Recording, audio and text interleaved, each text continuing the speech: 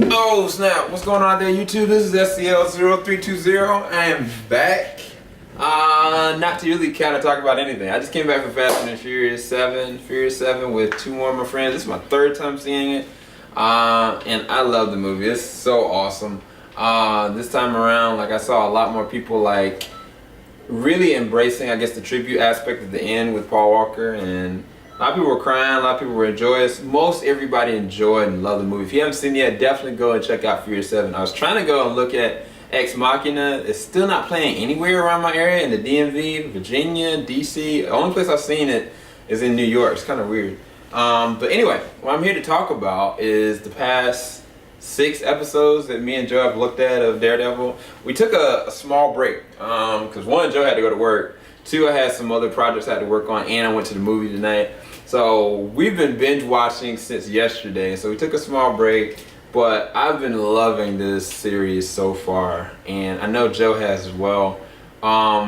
It's so gritty and so raw and so real that it keeps you captivated. There's never a point at the end of an episode where you're like, oh man, well, that was a good episode, but like, do I necessarily want to see more?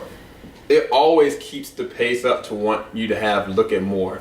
And the guy that plays Matt Murdock or Daredevil, like he embodies this character so well. And what's so interesting, I looked at the 7th episode, and now they're going into Easter eggs of other characters and other people. And I mean, there's been nudges in different episodes where they talked about like a guy in an iron suit or a guy in a hammer or somebody getting knocked through a building with a punch. They've made references to Thor, Iron Man, Hulk.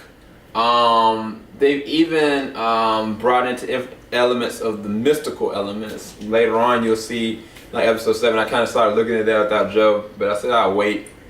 But how they treat Wilson Fisk or the Kingpin, how they treat the violence and the essence of Hell's Kitchen in its entirety, it's unreal. And I think that they couldn't get away with that on the television.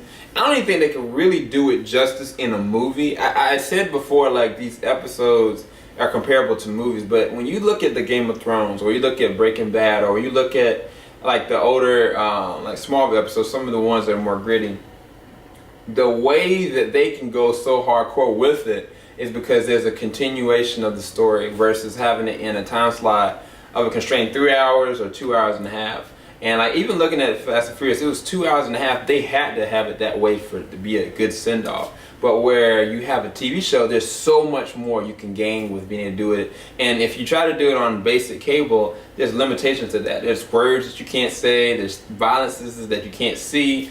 And if you really want to go down to how the comic's supposed to be, it's really gritty, really dark. I mean, he hasn't even really, from what I've seen, actually had the Daredevil costume, which I know eventually he's going to have. I think somebody spoiled it a little bit, showing me the costume.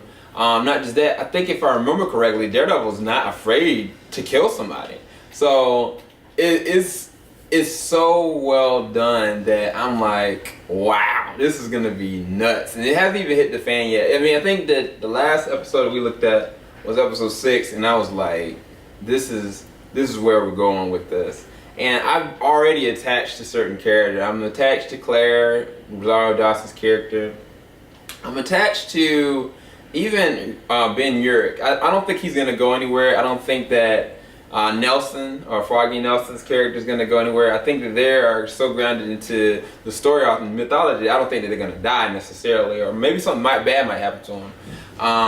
But I don't think anything's going to happen. Now, Karen and Clara, I think that I'm really am attached to them, but like, they're fair game. I don't remember these characters in story arc, so I'm really worried for the characters. Joe's right now, he's playing Dragon Ball Z Xenoverse. I think he's training with Vegeta, but yeah, we've really been enjoying it, and I'm scared for the characters. I mean, what Wilson Fisk is capable of, and the people that he has on his back, cops that he has, the judges that he has, like, this is basically Gotham incarnate.